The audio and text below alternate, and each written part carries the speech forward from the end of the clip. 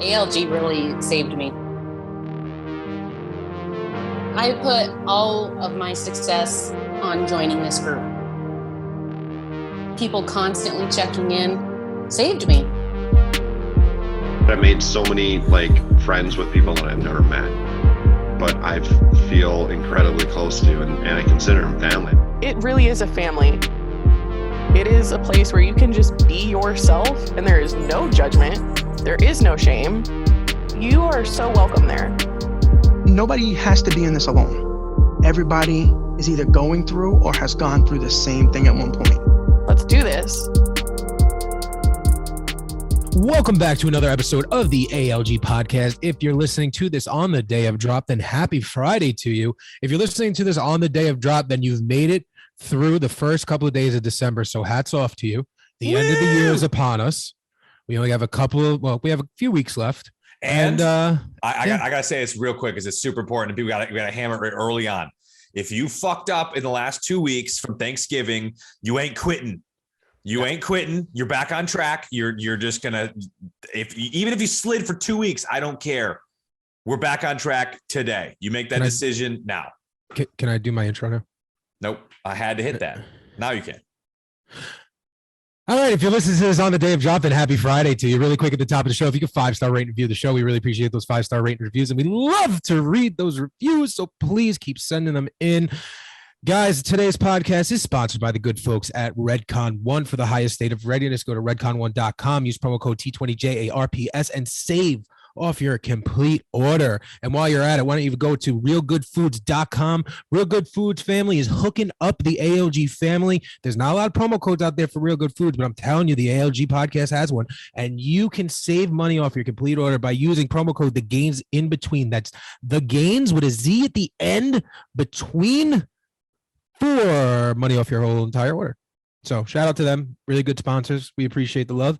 And now, without any further ado, David's going to tell you some shit about some shit that I don't care about. Science. We're back, bitches. We're back. I hope that you all enjoyed your Thanksgiving. David, did you have a good Thanksgiving? I had a great Thanksgiving, and honestly, I did one of the best in a while of indulging but not overdoing it. So I'm actually quite proud of myself. Usually I just hey, a 24-hour period, I don't give a shit. But this time I really stayed within 1.5 meals. So it's pretty good. I hate Thanksgiving. Hate it. That's a strong word, sir. No, I really do. Why?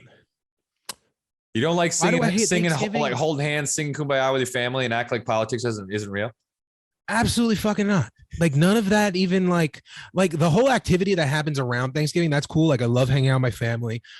For the most part. I love shit talking about people with my family. That's the fun part. But I guess I'm biased because I've always considered, you're going to laugh, I've always considered Thanksgiving the super white holiday. I can understand that. Yeah. And don't get me wrong. We make Italian dishes for Thanksgiving. There's lasagna and stuff like that. There's antipasto, there's mozzarella, there's tomato. It's great. But to focus the whole holiday around a bird that doesn't make a difference for the rest of the year, I don't like. So first off, turkey. I like turkey, but antipasta and mozzarella.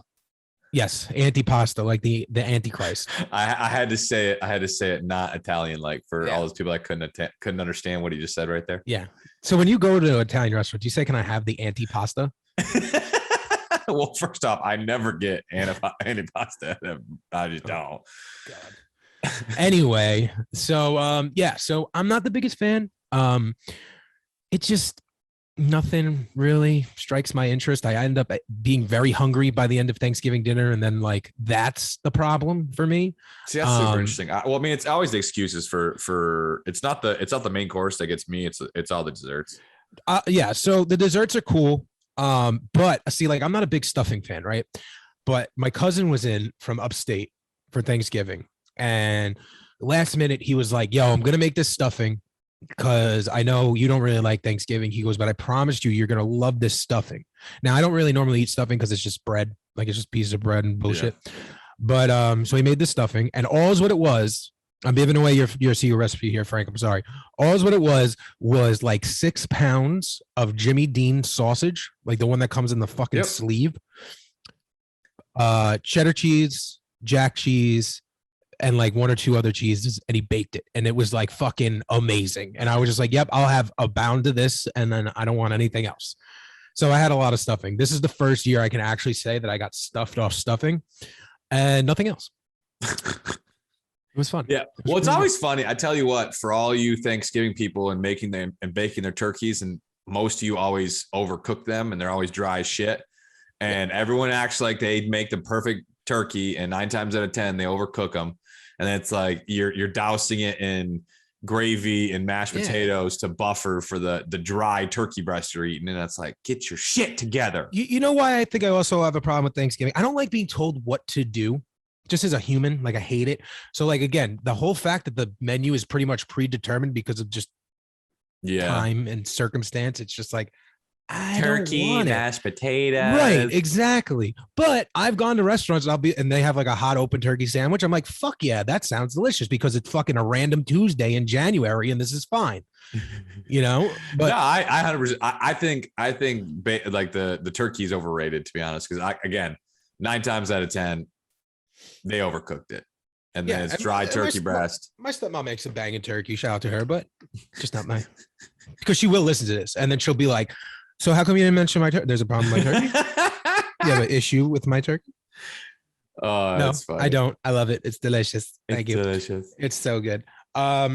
So yeah, Thanksgiving was good. Everything was good by you. I wanted to say something else, but I forgot what it was. Yeah, everything's pretty smooth on my end.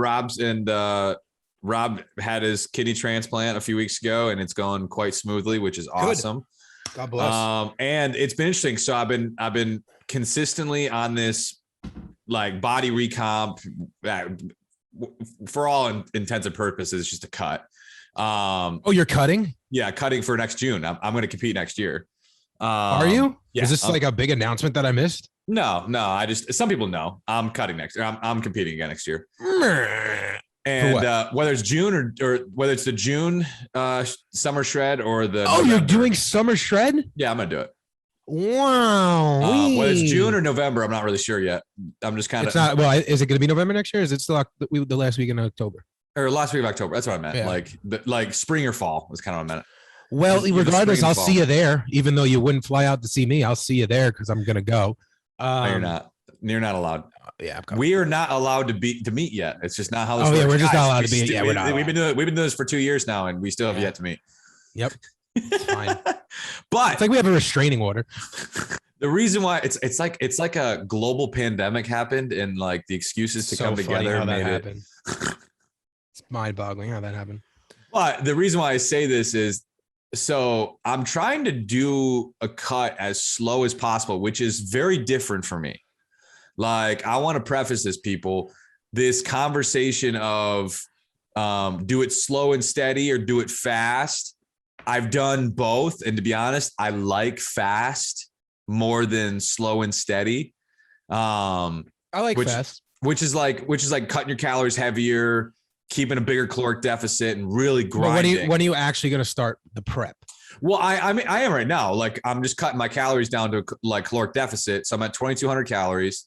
230 protein. I'm like 50 to 60 fat, and I'm like 150, 180 carbs. And I'm just doing a caloric deficit. And so right now it's all I'm doing. I've dropped like 7 pounds in the last month. Nothing crazy. But I'm doing something different, trying to see how I hold muscle mass better within the cut. Cause like my last time, cycling? No, I'm just doing straight. Just that. Those are my macros. I'm just kind of going straight right now. Now I may adjust it in the future, but I'm trying something different, which is just slow and steady. Mm-hmm. 1 pound to 2 pounds a week, very slow, very controlled, trying to even gain strength at the same time of this cut, which is working right now. And just seeing how that goes. And like, again, this delusion that there's a one size fits all approach. And I just know this is something different that I don't normally do. And so it's a new challenge. I would do the June show if I were you. Are you going to do the transformation division or are you going to do it other? I'm going to do both. Yeah. Okay. I'm gonna do both because realistically, You're gonna have a hell of a peak. yeah. How are you gonna peak twice that day? Huh? How are you gonna get yourself to peak twice that day? Yeah, obviously, I'll be more inclined to the train. I think they're like an hour apart. When I was talking to, I mean, this year it happened to be an hour apart. yeah. And Well, this again, past show. realistically, it's about being as lean as possible. And there is some like, we'll see. Well, again, I think for all intents and purposes, it's just about me getting as lean and looking as good as possible. And I can't wait because you're gonna peak really hard for one show and you're gonna look fucking amazing, and the other show. But that's fine. And it's interesting because it kind of goes off of certain things where it's like the transformation class. Since I've been at this for 8 years, I've had the excess skin removal surgeries. Where I'm at in my body, like I'm gonna be a dick. It would be unfair for me just to do the body transformation in and of itself. Because I mean, like this is 8 years in the making, and most people that do it, it's 2 years. It's yeah, but years. dude, I have to be honest with you. That has dick to do with it, dude. You think so? It has nothing.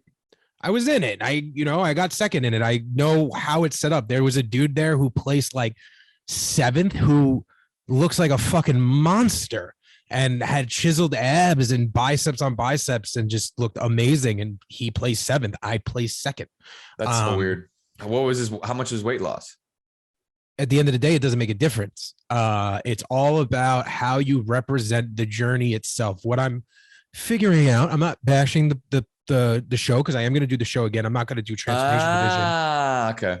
But there is things behind it that I think, as we've talked about, are reasons for people to win and reasons why other people don't. So it's more story based than just absolute aesthetic transformation. Story based aesthetics, just like what you've done with your life since, XYZ. What your why is very important. Like you really got to drive home your journey in your video. You know what I mean? Like if you make, and your video is only playing if you make it to the final round. Gotcha. So yeah, and and that's why I kind of want to do both though. It's like I didn't do a transformational last time. Like when I did my first show, I just went straight balls deep into a real show, and absolutely, I mean, in the scheme of things, got my ass kicked. I mean, in all intent, like it's a real show. Don't ever fucking disrespect this fucking thing ever again. Don't tell me you're gonna do this show and then not call it a real show. Well, okay, you know what I mean, like. Because again, the people on the stage at Transformation are not taking steroids and doing crazy shit. You don't know what I did for no, I'm kidding. I mean, you know what I mean. Yeah. And that's the whole thing. It's like the transformational class is truly for the majority about the encompassing experience of transforming your health. Absolutely. And competing in your classic physiques, your others. It is truly about aesthetics and pure. And at that point, you are competing with everyone else in the transformation division. You're literally just competing with yourself. Yeah. And what you've done in every other division. And that's why I want to do both. Yeah. So it's like, to me, the transformational class is just transforming as awesome as possible. And then doing a like classic physique, whatever I'm going to do. Absolutely. Will be about like, I'm here to win this bitch. Yeah. Yeah. I don't know what division I want to do next, but it is going to happen. I just don't know when. And it's super important. It's going to happen. And like to me, when it comes to bodybuilding competitions, my thing is just having something competitive that can hold you accountable is a good tool. Like for anyone, I need a goal. Yeah, always. Yeah, I just need something that holds me accountable. Whether that's you got Mike with doing 5Ks and marathons, you got people do it in different ways.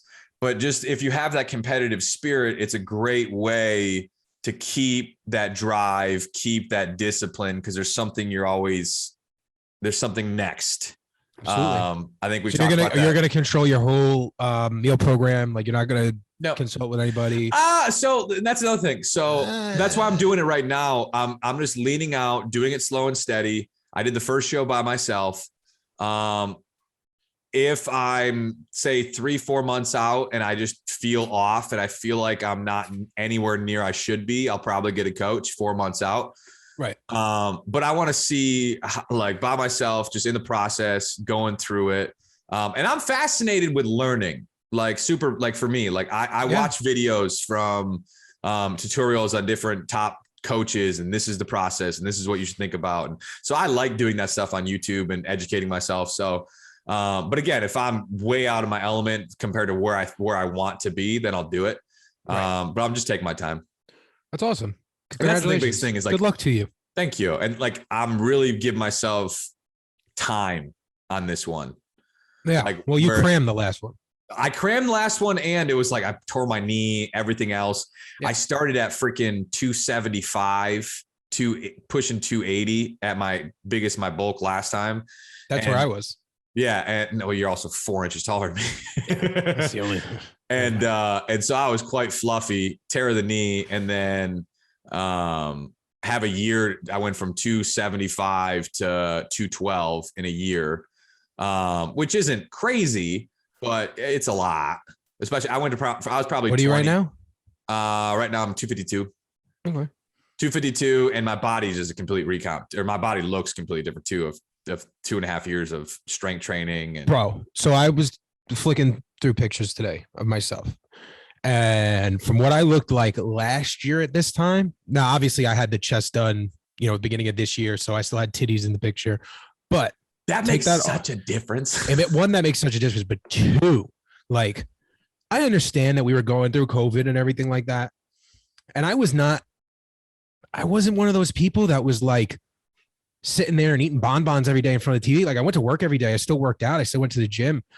It's like a completely different person, dude. Like, I'm looking at some pictures. I'm like, what the fuck? Now, it's slippery. Dude, like, I don't understand. And there's a solid like 58-pound difference between then and now. And like, so like, I've been doing the reverse diet, obviously, since cutting, off the show. I'm still doing the reverse diet. I am steadily sticking between 227 and 231 at all times. Dude, it's wild. That's nice. And I've had days where like, so like I'm strictly business, Monday through Friday night, strictly business. Saturday, I'll have a little bit of fun, a little freedom. Sunday, I dial it back a little bit, but I'm not like super strict. And then Monday, we're back on the grind totally again. And it's like, I've had days where like I had ice cream twice last weekend. You know what I mean? Like, I ate buffalo wings like way more times than I should have been. You eat ice cream one time, you might as well be 500 pounds again. Yeah, obviously. And like, and like there was one day where I was like, we're having a fat day and I want to see what happers like Monday or Tuesday when I weigh in. Nothing happened. It's so interesting. Nothing happened. Dude, it's so interesting because you're very much in a place that I was in, and I don't mean this in any, because again, there's still a 3-year gap when it comes to timeline because you're 5 years in, correct? 6 technically. I'm 5 years post-op, but I'm 6 years in the game. So Get I'm it straight. eight and a half almost now, and I remember going through this phase 5 years ago, which was I didn't drink Diet Pop. I was a freak. Like, oh yeah, that was me. Yeah. That's been me for a long time. Yep. Yeah. And then all of a sudden you're like, you eat your calculated cookie, and then you still look good, and you're like, oh, okay. And it's like, then you just a little bit. Now there may be a phase where you go a little too far. Yeah. Well, you know what it is? Like, I've incorporated carbs way more now than ever. Like, I'm very welcoming to my carbs now. I'm like, okay, give me these. But like, because I get it now, not that I didn't get it the last 5 years, but like, and I say this to Steve all the time, like, doing a competition and prepping for this competition changed me on so many aspects when it came to just how I think on this journey and just like how I operate and everything like that. Like, I've never been one to macro count ever. You finished what you're saying. I'm so excited you said that. So like, I've never been one to macro count, but like when we started the reverse diet and, it got to the point where like, I was not eating any carbs when we first got back, and then Steve put back in carbs. So when he first put back in carbs, he was like, okay, on this day, you're allowed this many grams of carbs. And on this day, you're allowed this many grams of carbs. And we're going to see what happens and yada, yada, yada. So that got me into like now reading just how many grams of carbs are in things and like how I can fit what I actually want within the spectrum of like, what is this? Is this a clean carb, or is this like, you know what I'm saying? Like, See, if it fits your macros, when you I'm still not learn counting that, macros. Fuck you. I'm not counting macros. well, I'm just saying, if you're a type of person that truly wants to indulge but still be able to burn body fat, and again, within reason here, people, like, Oh yeah, no, it's obviously, totally within reason. Yeah. yeah, like obviously, just because sugar is a carb and rice is a carb and All right, there's different levels to carbs. Yeah. yeah, it's like if your only source of carbs is just simple sugar and you're like Yeah. eating protein and then like a candy bar, and that's everything you do every day, I just think that's a dangerous road you're setting. But with that being said, I have done plenty of times in my journey, even within weight loss, where it's like, you know what, I want to have a full bowl of ice cream tonight, and I will eat just straight eggs and egg whites for breakfast, grilled chicken and and say broccoli for lunch, and I'll save 90 to 100 grams of carbs and 25 grams of fat, and I will eat a bowl of ice cream, and I will enjoy it, and I'll be leaner the next day. Yeah, absolutely. And I'm starting to see that, it's like fascinating. And you got to be careful because there's people that you can turn anything bad. Of course. But I'm not going off the fucking, macro counting is fun because when you learn it, it's actually empowering, because then you're like, oh shit. You have so much power. Yes. You have a lot of power. It's like, okay, so I want to have a cheeseburger this afternoon. Okay. If that's going to be this amount of fat, it's a lot of fat. Okay. Knowing a cheeseburger is a lot of fat. If my first meal is something that's lean in protein and light in carb, then I can have the burger in the afternoon, still hit my macros, still be my calorie deficit. And boom, this is great. Yes. You got to be disciplined. A nut job too, but yes. Yeah. Yes. If you think like me. I like counting the carbs right now, but this is like a different version of counting carbs, if that makes sense. No, 100%. You're basically just doing the same thing, but with just carbs, not full macros. Exactly. So like when it first started and I was allowed, I forgot how many carbs I was allowed, but like I had not had anything in quite a while. And I texted Steve and I was like, hey, look at the carbs on this, like, it was like a carb balance wrap. I forget. I think they were like Mission or whatever. And I like took a picture. I was like, would it be cool if like I put my meal prep in the wrap and just like had a wrap? Like everything that goes in my meal prep, but just put it in this wrap instead of having rice. And he was like, dude, you can have 3 of those wraps. He was like, it won't even hit the number that you're supposed to hit for your carbs. And I was like, okay, we're on to something here. I was nervous about having 1 wrap. That's too funny. And that's actually been a big one to me with how I've been doing things, because my macros right now, I'm doing high protein, mid to low fat, and mid carb. I like 1 high carb meal. I mean, excuse me. I'm sorry. 1 high fat meal. Okay. So like I'll do like a tablespoon and a half of olive oil on like 1 meal during the day, or like I'll do no carb with like a shit ton of avocado, whatever the case may be. Gotcha. And I've found, I don't know. I still find lower carb easier. I love lower carb. I'm not saying that I'm straying away, but I'm going to be more of a normal person. Yeah, no, 100%. I don't know. In the middle of the cut, I will say that still in this process, and prep brain is way different than real life brain. You know what I mean? Like in the back, in like my mind, I'm like you right now. Like you're going to do a show. In my head, I know within the next year to year and a half, I'm stepping on stage again. Mm-hmm. So like everything that I do right now is going to revolve around that. And so on and so forth. Just like what you're doing right now is revolving around the fact that you're going to do a show in either June or October. Yep. So yeah. And so and that's the whole thing of just having something to look forward to. So then how's like the training now coming back from it? What do you amazing? What's so amazing about it? What's I'm lifting. So like I've been lifting, like we said, I've been lifting for like 6 years. But my lifting has only gotten really serious probably within the last like year and a half. Now, post show, after doing the prep, I've noticed that my lifts are better. Even from during the middle of the prep, my lifts are better. I'm having more connection between brain and muscle connection. Like just everything is just way different, just everything. So like I'm filling out in places that I wasn't filling out before. My whole body composition has changed since everything that we did. So like, I don't know, man. It's just different. And like I say this to Steve all the time. He just laughs at me. He goes, I've been trying to tell you this for like 4 years, dude. Like he was like, you could have just done a show, knew that you were, whatever. And he was like, you would have came back and you would have been right where you are right now and been happy as fuck. And I was like, yeah, I don't know why I don't listen. But so yeah, I mean, I love it. my life, as far as what like the gym goes and stuff, it's pretty good. I mean, I have How's some the stuff back? going on. Well, yeah. All right. So I'm gonna make a like announcement about this soon. But I'll tell the listeners of the ALG podcast. Your boy's having back surgery January. You are 18th. having back surgery. Yeah, I'm having yeah. Fusion?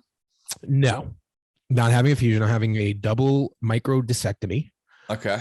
And I will be out of commission probably until April. Okay. Out of commission, as in just no lifting, all that kind of stuff. Not crazy lifting. Yeah. I mean, so like when I talk to him, so for those that don't know, and all that kind of stuff, just not. Yeah. So for those that don't know, I did all of my prep with a broken back. I did not really know that I had a broke. Like I knew there was something wrong with my back for a really long time, and then it just got significantly worse to where one day I couldn't walk anymore. And then I went to the doctor. This was 3 weeks out, by the way. So if I could just preface this was 3 weeks out from summer shreds. I'm down all this weight. I'm ready to go. We're literally about to get on a plane in 3 weeks. And my body just stops functioning the way that it should. So I was getting epidurals at the time before this. No one knew that I was having really, really bad back issues. I keep shit to myself, and I just fight through pain. And so I was getting epidurals and then they stopped working. And then one day I was in the gym and I just stopped moving. Like my whole leg and back seized up. And then I made an appointment, had a bunch of tests done, some MRIs and whatnot. And then found out I have 2 really badly herniated discs. Basically my L5 is like gone. I have triple D, so degenerative disc disease. I have spinal stenosis. Everything is laying on my sacrum and on my sciatic nerve. And so I got 3 opinions, because good for you. You're not just going to have back surgery with, first guy that says you need it. So I got 3 opinions. Originally they wanted to do the double microdiscectomy and 2 to 3 fusions. And I was like, I don't want fusions. Like that's not happening. And then I saw another doctor who was kind of on board with the fusions.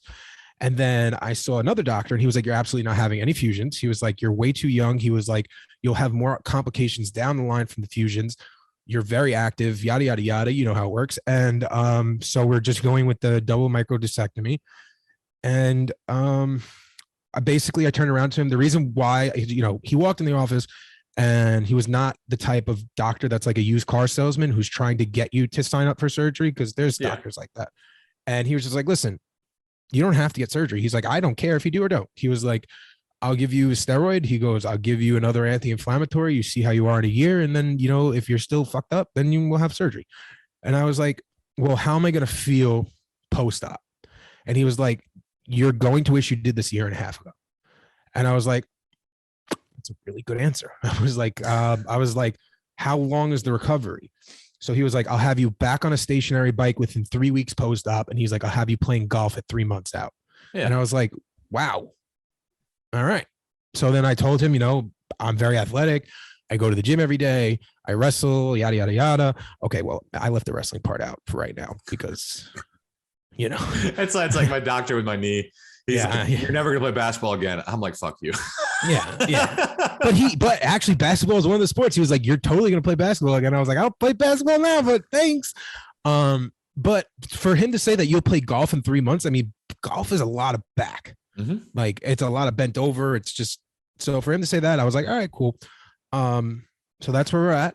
We're having surgery again.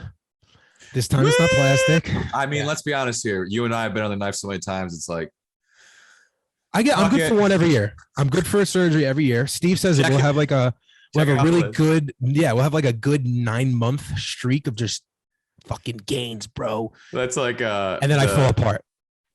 Dan in real life, where he's on the island, he gets pulled over the cop the second time and put it on my tab.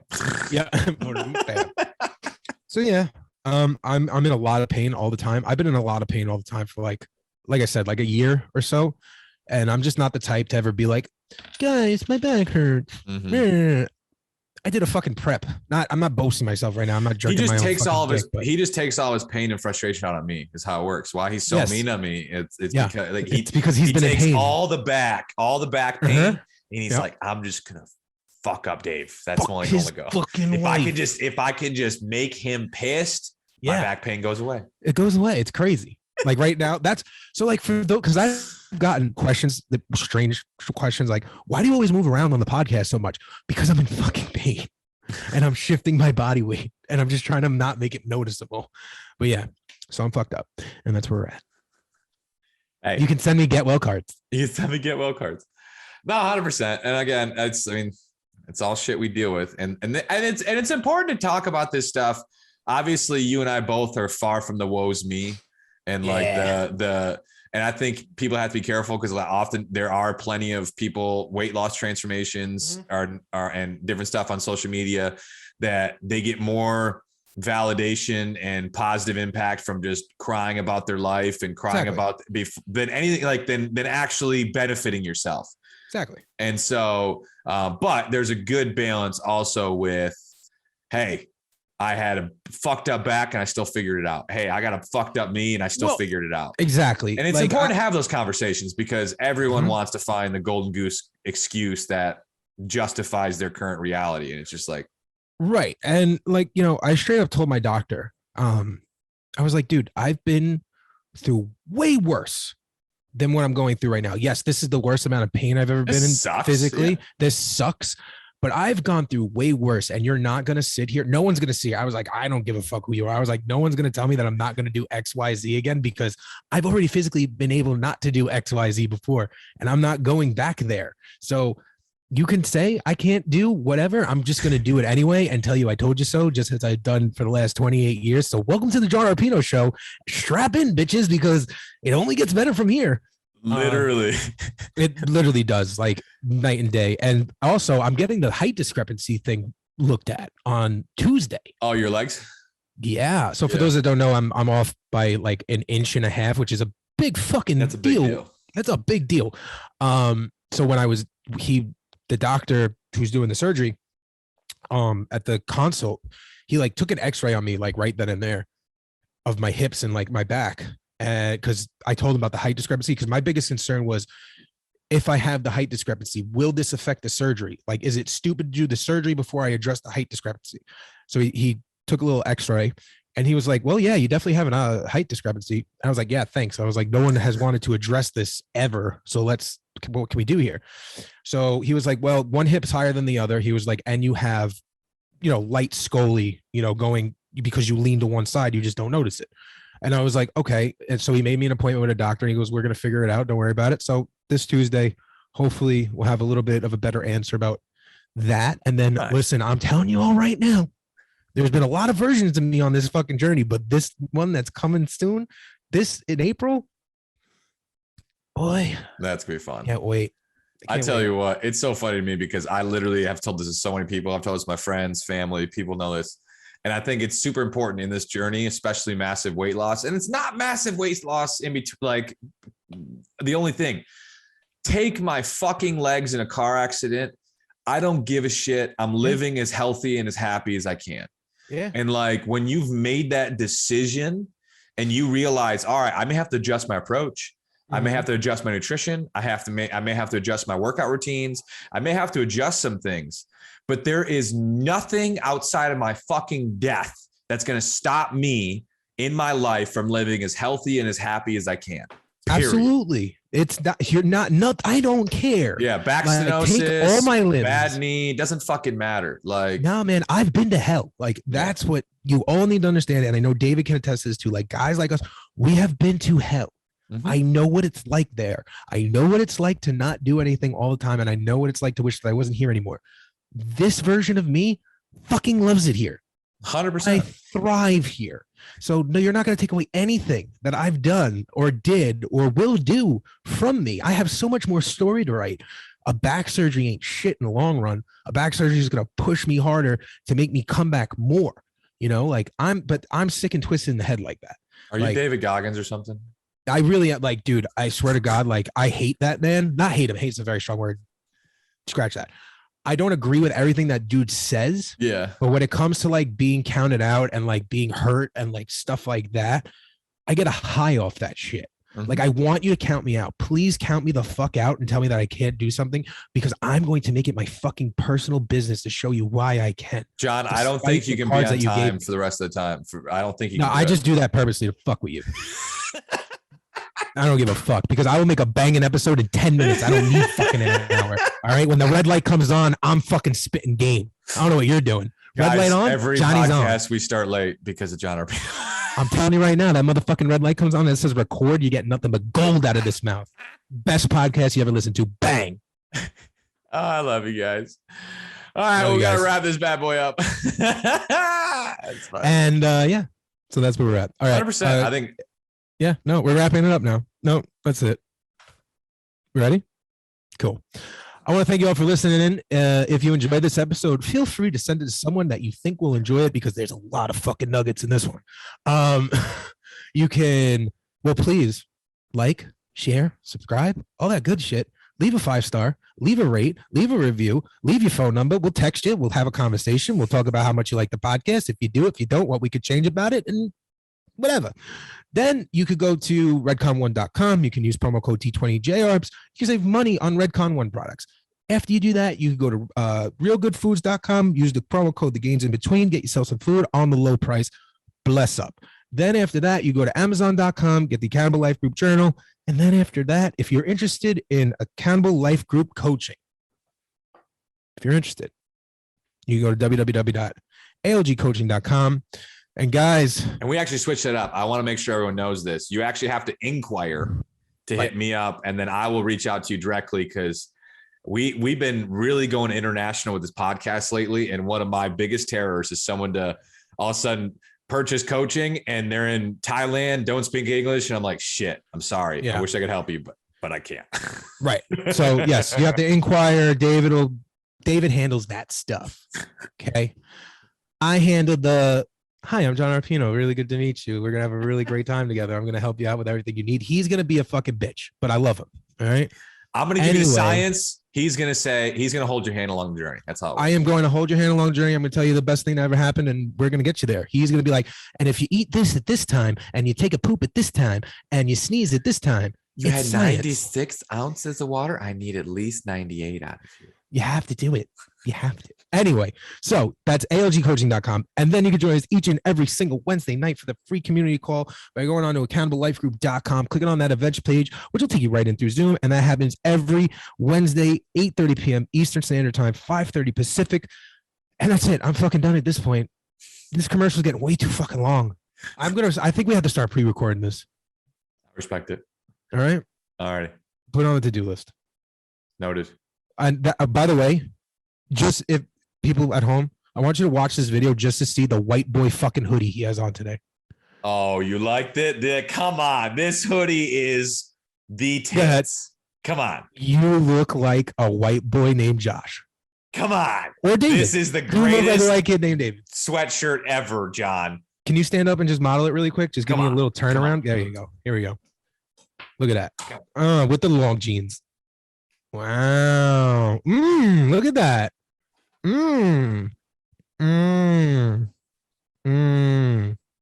Damn, you got a round ass for a white kid. I'm telling you, you need to watch the last 2 minutes of this podcast. All right, stay beautiful, stay sexy, stay accountable. Doodles.